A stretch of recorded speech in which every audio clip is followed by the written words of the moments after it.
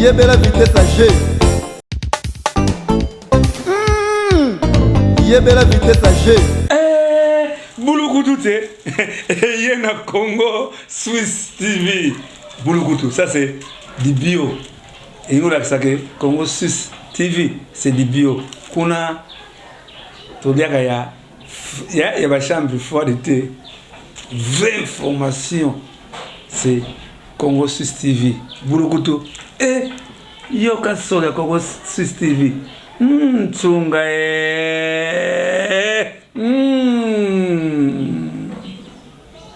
Bana kini, bana poto, wapi partout, bisika bozali, vraiment site na bino yango yo. Site malonga, Congo Swiss TV. Moko te ekokani na yango. Donc mutu nyonso kotoko yoka basolo kitoko, okolanda masolo kitoko, bemiswa kitoko, ya bino yango yo. Donc mususu ezati, donc boko senti bilengi nango, boko découvrir masolo ebele, boko mona makabo ebele, donc sepeli sabino et longola bino mo ba souci banine, donc site na bino yango yo. Boyoki yango, hein. Bisous bisous. Bisous bisous bisous bisous bisous bisous bisous bisous bisous.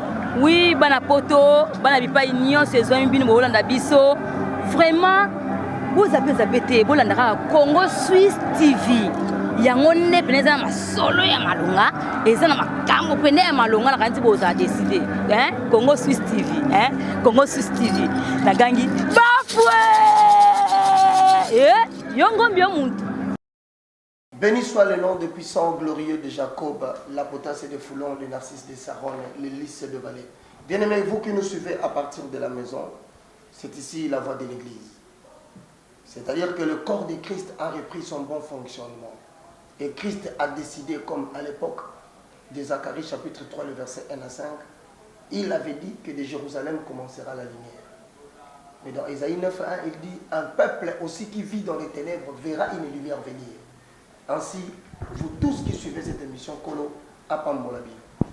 Il est écrit dans Jérémie 31, 31.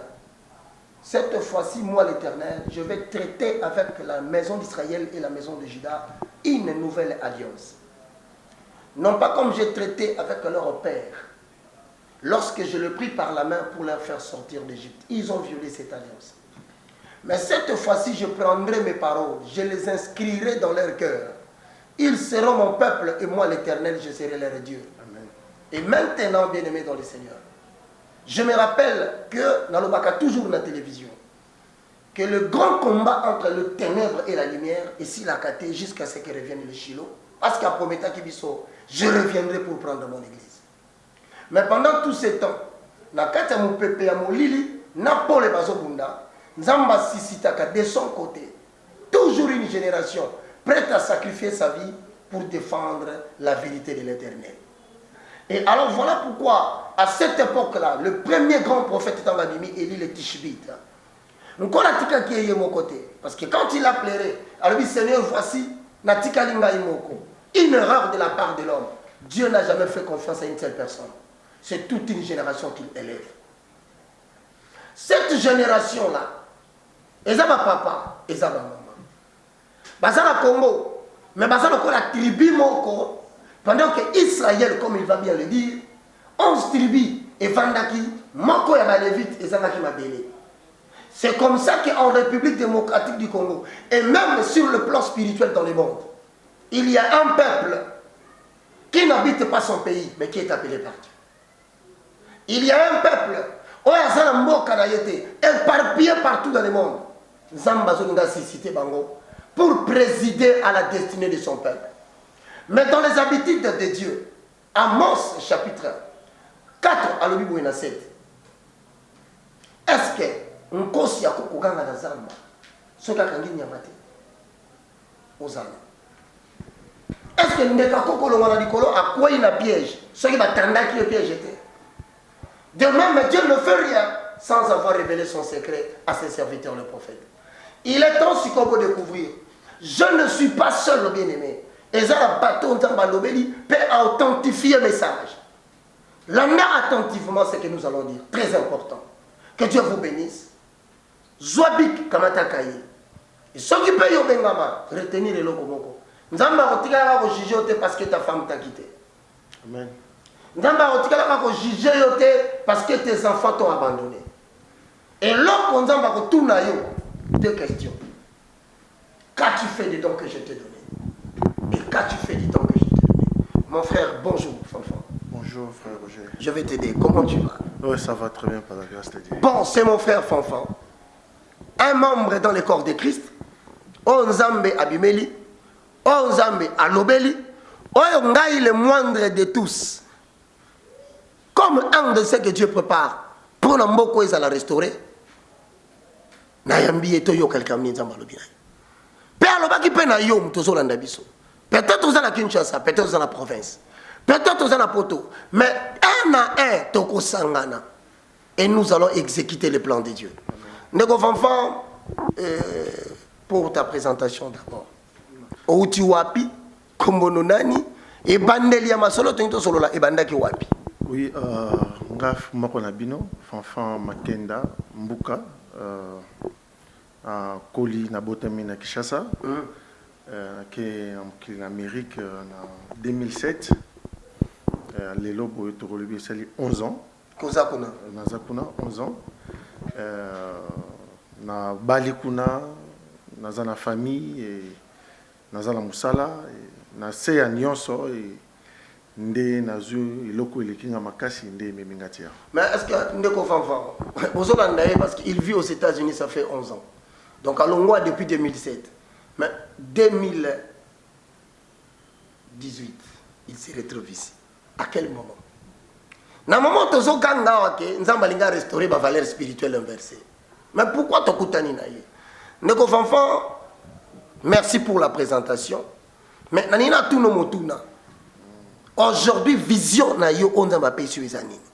Et ensuite, quel est le témoignage otoko landa awa afin que tu comprendre le message ni nzambe azolo bapona Congo, azolo bapona ba nation et puis mon sala ni nazotinda biso to sala. Ndeko langa tokoti na témoignage to yoka. Vraiment, première fois, Nzambe a pris comme clé, message, ezaki na bandi na suka, na tchango likolo pour na pas comprendre qu'il y a un des alliés message ya solo pour l'église ya Congo na. Ozala. Oui, et que lokola ya mabe na ya malamu basele ya Nzambe barolo babongo basangani. OK. Baloba ya bien baza. Ya mabe pe baza. Mabe pe bazali. Or, dans l'Ancien Testament, ba pesi biso méthode ya rokabola bato bazo bolele loko. Tout à fait.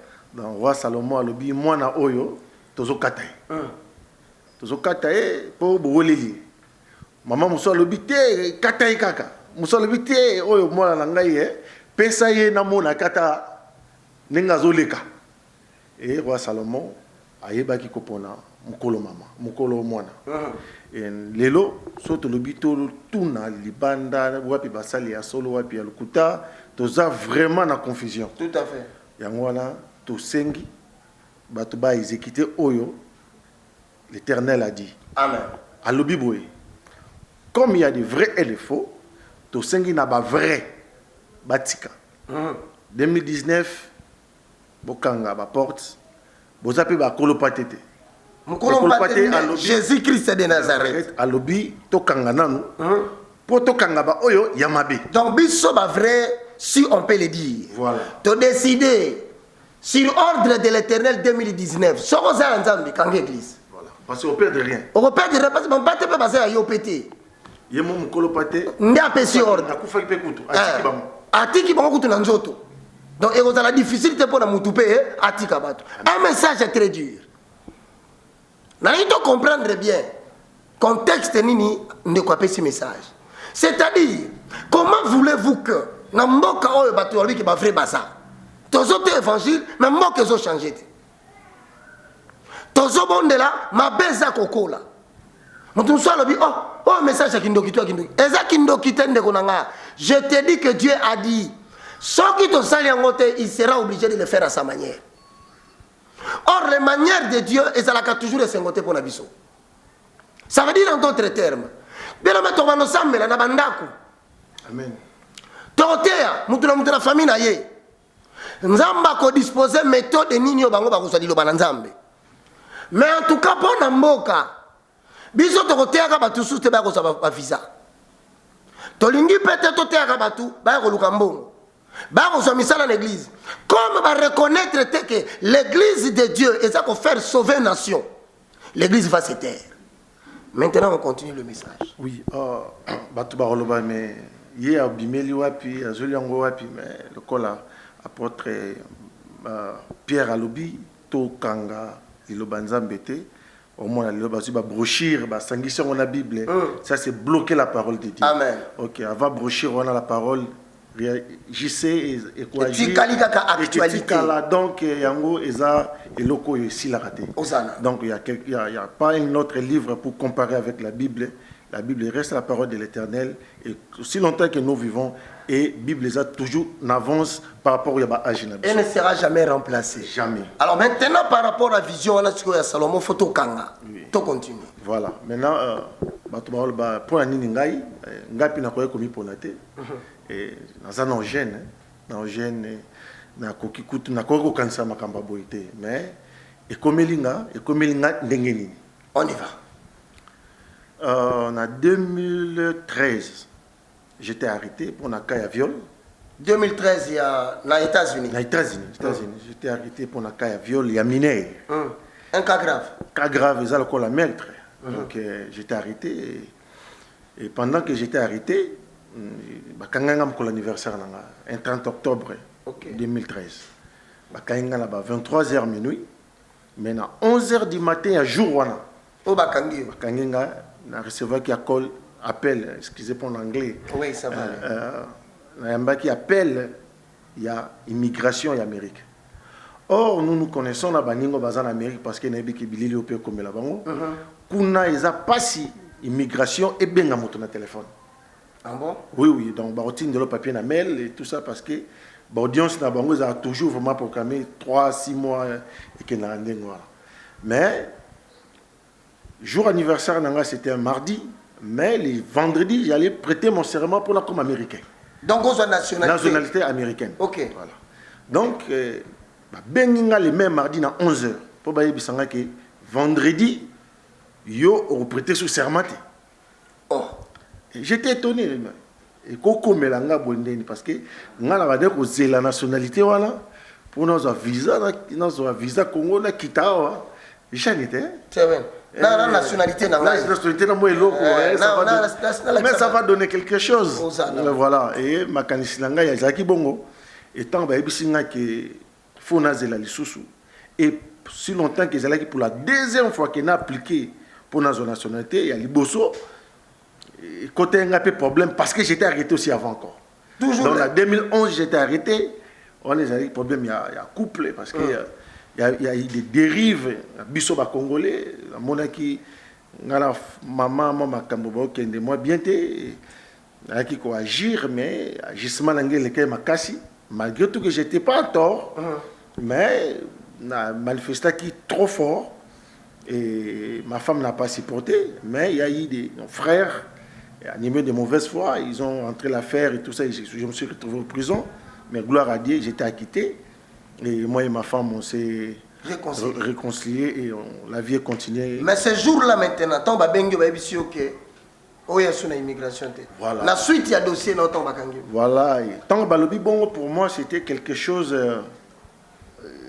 anormal. Mais ils m'ont dit, voilà, mais aujourd'hui, il faut que tu puisses nous envoyer tes photos passeport. Des photos passeport. Et j'avais des photos passeport à la maison. J'ai pris les photos, j'ai pris l'enveloppe. Pour écrire mon nom et l'adresse, j'ai détruit au moins 8 enveloppes, juste et seulement pour écrire mon nom. Ah bon? Oui. Et j'appelle ma femme pour lui montrer. J'ai dit, voilà, je n'arrive pas à Kingate. Mais comment on a convaincu dans la ville où on a sali plus de 5 ans? Et na robeta sous témoignage moi que boyoka qui ba menace Wera aux États-Unis. Oui. Menace Wera. J'étais le seul qui a eu l'image de cet événement. Ah bon. Et on m'a arrêté une semaine après agression à Wera Salama na ville à Champagne, na Illinois. Voilà. Tant que menacé Wera. Et on a battu bazo luka image on a pour bazo confirmation ma Kambouni ne le kaki.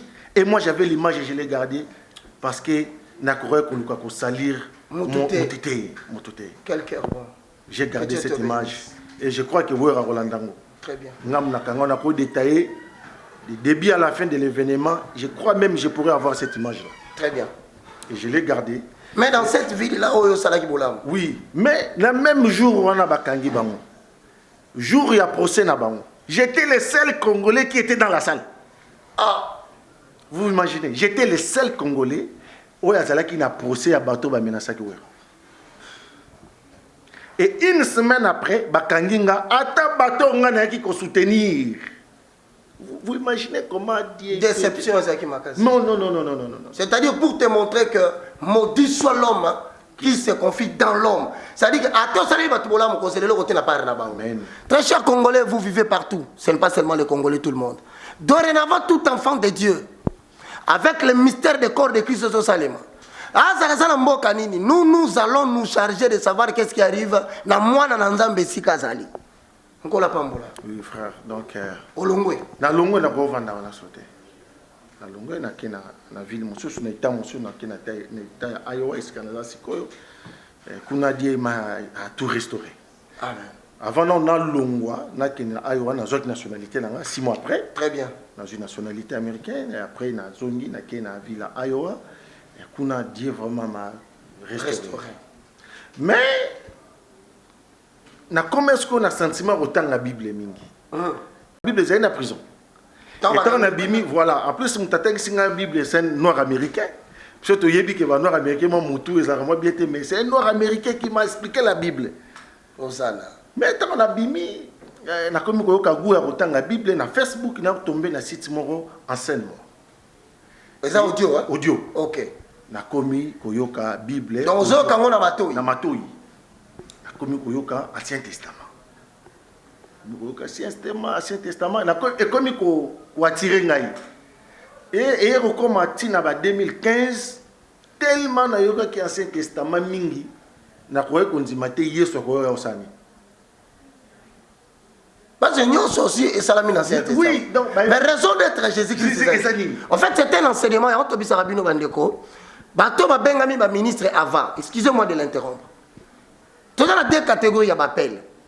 Tout ça, l'appel mécanique, mais tout ça, un appel spirituel. Mécanique, c'est dans l'Exode 35, le verset 30 à 35. Dieu dit à Moïse, voici, j'ai choisi Betsaleel.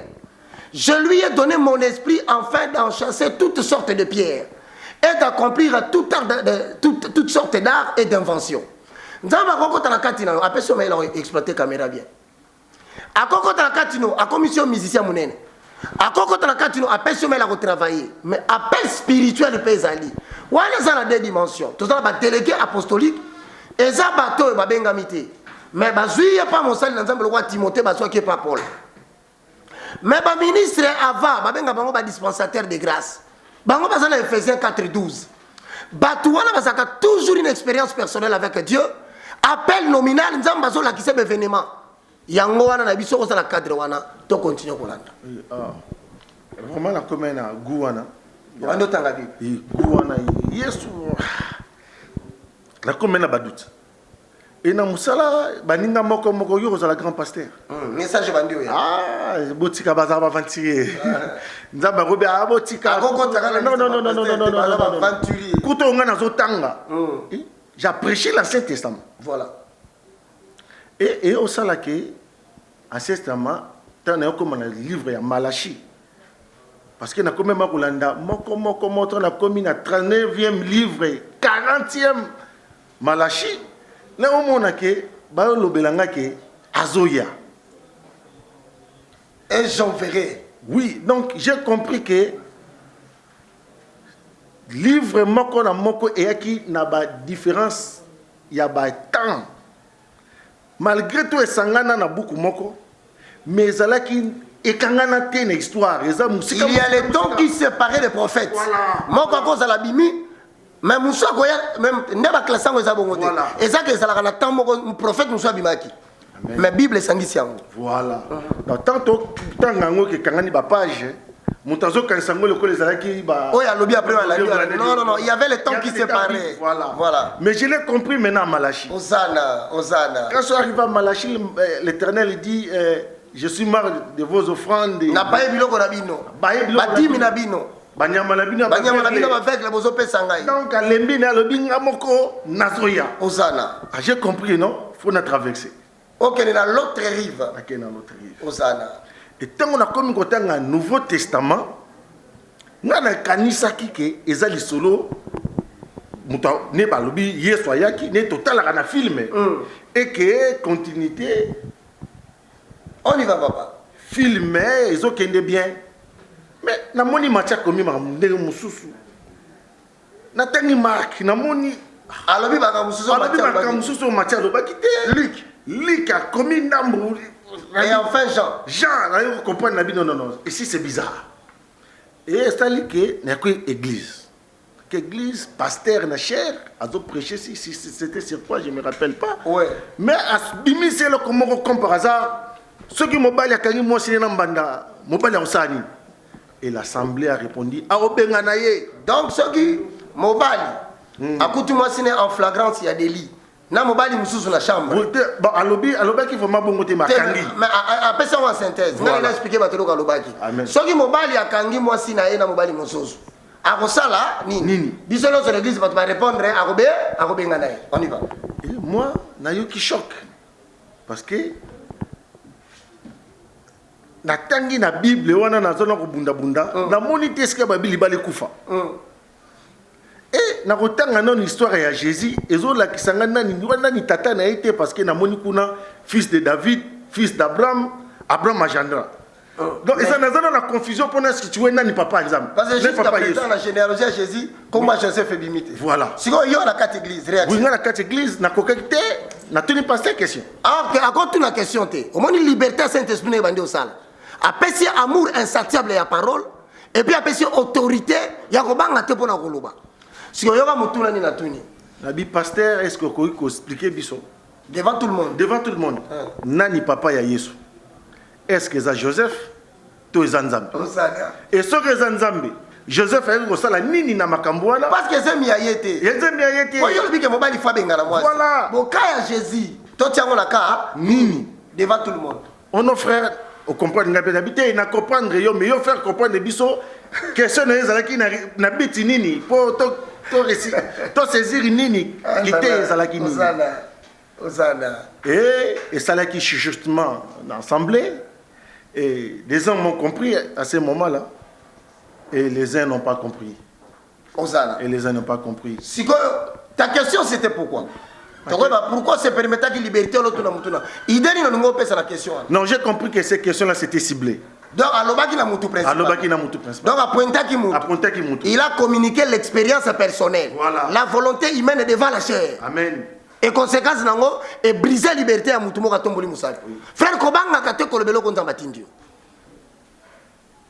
Il y a des gens qui prennent ba expérience personnelle na bango. Ba benga mite panzambe. Mangani kote yango batu na quatre églises. À ce moment-là, Dieu résiste à ces hommes-là en suscitant quelqu'un qui aura le courage de s'élever et de briser l'habitude d'abattre. Et nous qui arrêté na ka viol. Moi si nangai pas mais moi c'est limbisi. Moi c'est limbisi. Mais pasteur a temi liboso lobi na kawa na basala ni bano baboya. Voilà, ce ko ngam na buti na ba pasi batikinga. Sauf que un jour peut que moi si nanga pas ko na biscade. Na benga nai. Na ko limbisi te pas limbisi. Osana. Donc ceux qui na makamwanzambe na nzoto na mamanzambe te. Comment c'est pas compliqué. Vous comprenez pourquoi la Bible lobi la lettre tue mais l'esprit vivifie. Ma combien c'est bomi? Ma combien de condamnation Jérémie 3? Est-ce que mobali soka sana mwasi? Mwasi ana kia komi mwasi ya mutu mususu. Est-ce que mobali ana kozongela lisusu? Est-ce que mboka le balwa kelango mabete? Et si kama combien bomi mais yoka esprit est-ce que so pese vie? Et lobi na yebo awa yo zo kama kambo.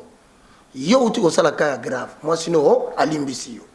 Mais ma combien lobi ke fo bobo yana.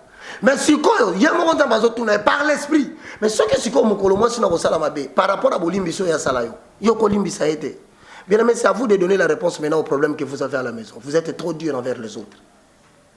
Vous êtes trop dur envers les autres. Vous voulez que Dieu châtie les autres qu'il ne l'a pas fait pour vous-même.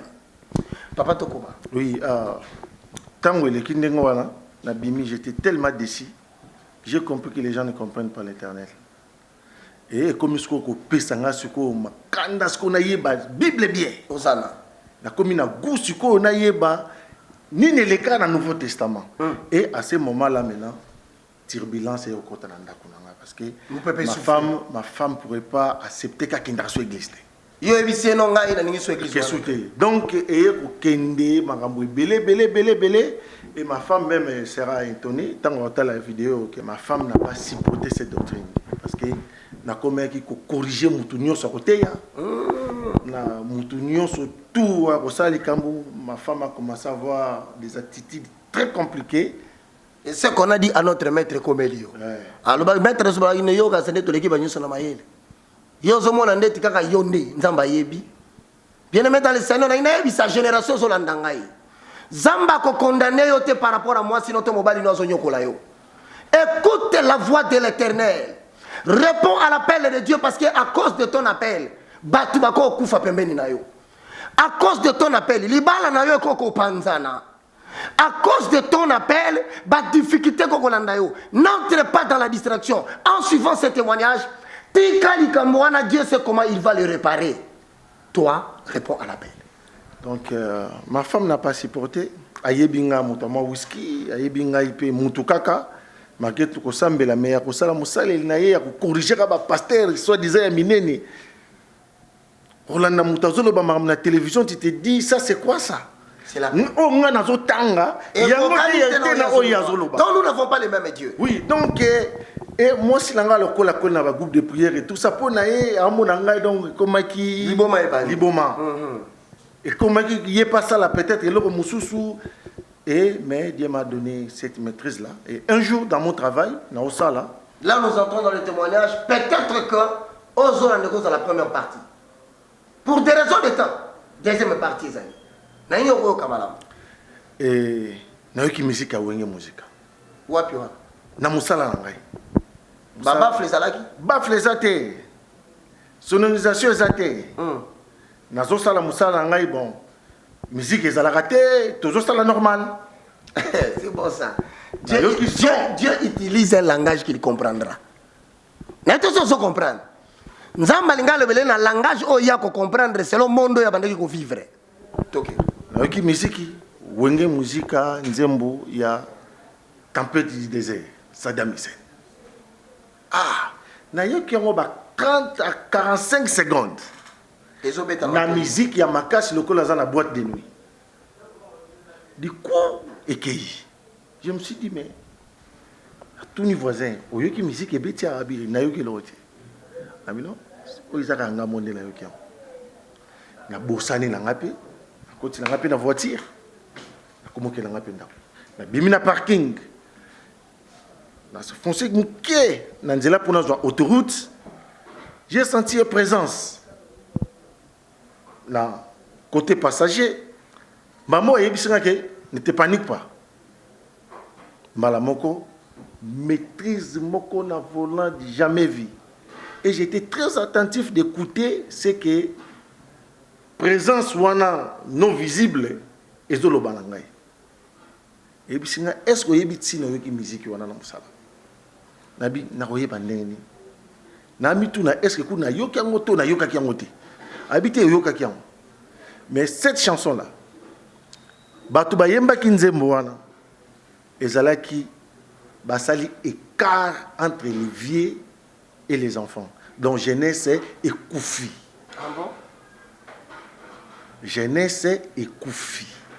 Oh, so jeunesse et koufi. Bon, ils allaient sous-souter. Alors, quand l'équilibre est athée, comme le ballon d'air, l'olendo. Nzembo wana écoute ici l'olendo. Na cause de la parole à Nzembo wana. Saddam Hussein mwana Torosokolao na makolo na ma ya misu oya komone na Zahir Mobimba bopesa sango. C'était l'adoration. Ça c'est l'adoration vraiment. Ça c'est l'adoration. Et c'est un esprit écoti. Voilà, esprit écoti. Et envahir jeunesse. Écoti dans mutunyoso po yeba na fo ba yemba. En tout cas nekolimbi sanga na ebisayo. Lorsque le monde des ténèbres alingi akotisa idéologie moko na mboka. Inconsciemment ou consciemment, bastard baye bakate ke aleka kalanzela na bango parce que jeunesse eza coadulé bango. En écoutant la chanson, je dis bien volontairement ou involontairement, lui transmet le message qu'il devait transmettre et fait passer la séduction. À ce moment-là, explique Kotaki. Des messages de son PC à moi. Donc, papa de Mobutu en tant que jeune, a fait la musique. Mais tant que tape la jeunesse qui a commencé là-bas. La jeune, jeunesse aux arrêts au bunga Satan a vendu. Parce que jeune inde moutarde na makambo. Donc, tant que baby si jeunesse, la commune parking nanga. Garé, esprit wana, présence wana, ils ont un peu sauté. Ngapé, na côté nanga nanda na émotion nanga. Moi si nanga déjà comprendre ngate déjà. Ramoni on comment déjà compliqué. C'est normal. Une personne remplie par la puissance du Saint-Esprit en communion avec l'Esprit bien-aimé généralement a comme garantie sociale. Donc je peux regretter. Quand on m'appelle frère Zokate, Nazokate était où est témoignage et ça enseignement à la nouvelle génération botelem. De 2013 à 2016, Natka Rosana camarade. Dans Zamba Longola Enga déjà, je n'ai pas compris. Mais on a posé mon tout. Parce que Bible déjà, on a combien de temps ça a bien qu'on va dans l'amour. L'année naïe awa, ça fait maintenant plus de 6 ans. Dans la camarade monte na tamola naïe azate. Très bien. Mais je peux avoir peut-être des connaissances. Monsieur comme ma famille. Na kaya fête nanda kwa koya. Na koyiko leka peut-être de comment katinga suki. Mais camarade na simba na année le boko to yebi nini. Plus de 5 ans, je n'ai pas d'amis. Donc, nous avons donc, on a commis. Il est que quelques semaines, na lali na butu, vers 1h, 2h du matin, na yoki na fesse nangai chaleur. Chaleur lokola chaud d'échappement. Nanda. Na nzoto nangai zo bimanga na fesse. Ah bon? Moto lokola pilipili kutute menazo kama moto ezo bimalo ne bi on a chaud d'échappement. Lokola four ya boulangerie donc le mo abongo je sens nazo dégager chaleur. Na bangi na lobi mais oyo nini nazala pe na problème hémorroïde. Mais oyo za nini. Na kena douche. Na se vérifier na miche mai na nzoto na luke zo bimakaka. Et comme il bangi sanga na lobi mais esili nazo kufa au problème ni nazongi na mbetu na mo bobangi na mo fatigue na komo yoka douleur ngo et chaleur wana et comme que ça atténué du coup na yo mona tableau wana na moni comme nga 2006 on pas compris pourquoi 2006 D006 le temps a fixé regard pour comprendre les nini, bah chiffre nous ça libosé sili et tikali 6. Donc 2 elongwe 0 elongwe 0 elongwe 6 et tikali. Yami balé na moni 2016. D016. Chiffre nous ça libosé elongwe et tikali ngapé 6. Donc D01 eki. Na moni tableau mi ça te comme nga 2026. 2026. Donc 2 na 0 eki. Et tu as 26. Donc 2, 0, 2. Non, nous c'est l'ongé, tu as 6. Donc 2 et l'ongé, 0 et l'ongé, 2 l'ongé, tu as 6 à Bamba. Donc nous avons 3 chiffres solo. Voilà. L'aérotique, elle a 666 verticalement. Et télémi. 6 mon Nicolas, Moussous, na sé. Na sauté. Na sauté, na comme on est là, et Bangisinga 666.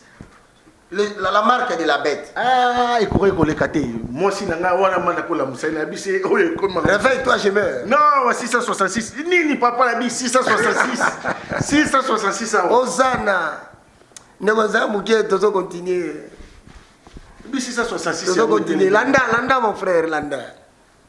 Avandi na bangi habite papa to sambela. To sambeli. To zongi na pongi. Il est qui dans moi, il y a qui moussala, on a pu n'attiquer la bonne cible, on a pu qui. Il est qui quelques semaines, il a 10 heures, on a permis, mon nappe. Présence, on a eu quand la voiture, on a expliqué à ma wenge. Aïe, ce que c'est la mouka, na la mouki. Exacte que ezali ndoto te. On doit vivre avec une présence. Ayebisi ngai siko nazo yebisa yo. Miziro yo kaki. Na ba sisi omoni moni wana. Eloko moko. Eloko moko. Ozana. Tanga Bible. Ah. Ba sisi wenge. Eloko moko. Donc troublé. Nakomi kobenga bato wana kasaba basala nzambe no lote bakamona biso pe to comprendre ngo bien té tout ça ce qu'on a retenu la Bible ce qu'on a comment mon argument que non ba 666 oyo na wenge Ancien Testament Nouveau Testament na mona isika na ko se situer té otanga nini donc na komi lokola kizengi donc OK musala makanisi komi kana eloko wana okosambe nyonso kosala ozaka wana bloqué après. J'ai senti encore cette présence. Car on a disait, bon, ce qu'on a moni, aux la volonté. Mais à tout ça qui n'a opinion, ce qu'on a au sala, au yeba no payé, parce que ce sont des mystères. Oui. Tika Ancien Testament. Tika Ancien Testament. Ngaïnde na Ancien Testament. Au sala.